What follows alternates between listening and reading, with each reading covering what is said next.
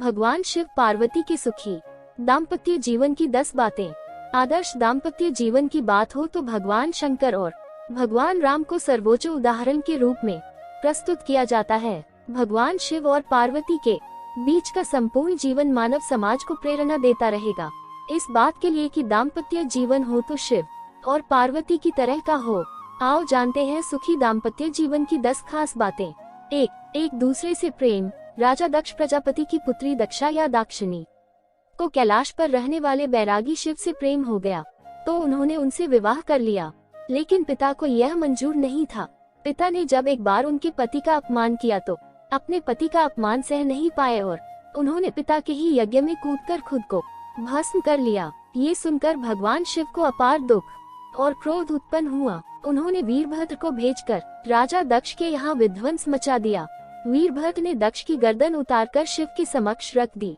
शिव का क्रोध बाद में अपार दुख में बदल गया और वे अपनी पत्नी की शव को लेकर जगत में घूमते रहे।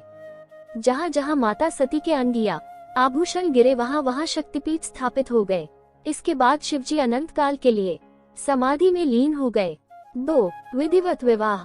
भगवान शिव और माता पार्वती दोनों एक दूसरे से प्रेम करते थे, लेकिन उन्होंने कभी भी गंधर्व विवाह या अन्य किसी प्रकार का विवाह नहीं किया। उन्होंने समाज में प्रचलित वैदिक रीति से ही विवाह किया था। पहली बार उनका विवाह माता सती से ब्रह्मजी ने विधिवत रूप से करवाया था और दूसरी बार माता सती का पार्वती रूप में दूसरा विवाह भी सभी की सहमति से विधिवत रूप से ही हुआ था। एक आदर्श दाम्पत्य जीवन में सामाजिक रीति और परिवार की सहमति भी जरूरी होती है। 3. प्रत्येक जन्मों का साथ। माता सती ने जब दूसरा जन्म हिमवान के यहाँ पार्वती के रूप में लिया तब उन्होंने पुनः शिव को पाने के लिए घोर तप और व्रत किया। उस दौरान तारकासुर का आतंक था। उसका वध शिवजी का पुत्र ही कर सकता था, ऐसा उसे वरदान था, लेकिन शिवजी तो तपस्या में लीन थे। ऐसे में देवताओं ने शिवजी का विवाह पार्वती जी से करने के लिए एक योजना बनाई। उसके तहत कामदेव को तपस्या भंग करने के लिए भेजा गया। कामदेव ने तपस्या तो भंग कर दी, लेकिन वे खुद भस्म हो गए।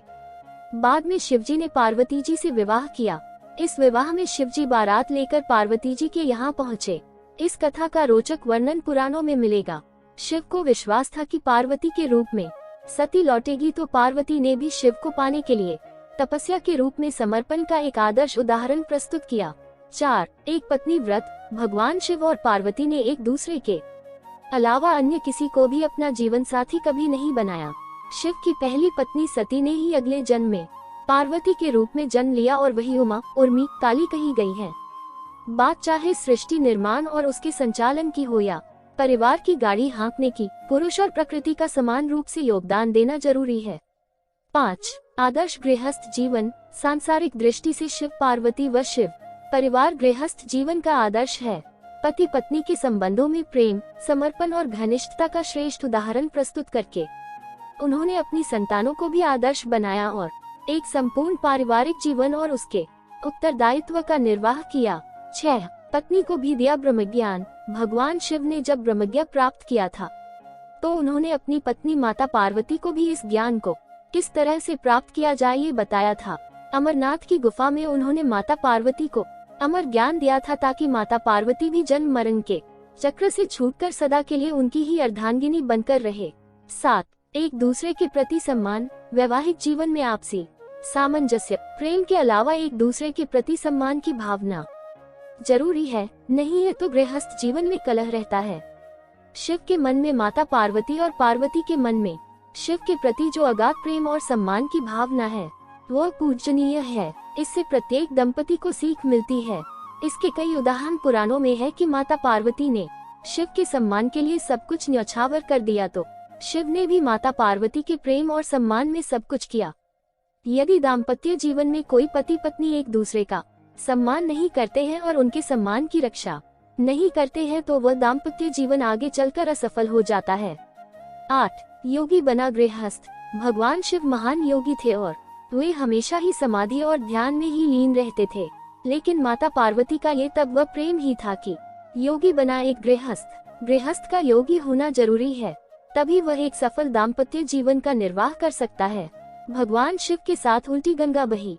कई लोग ऐसे हैं जो विवाह के बाद उम्र के एक पड़ाव पर जाकर बैरागी बनकर संन्यास्त होकर अपनी पत्नी को छोड़ चले, लेकिन भगवान शिव तो पहले से ही योगी, सन्यासी या कहीं की बैरागी थे।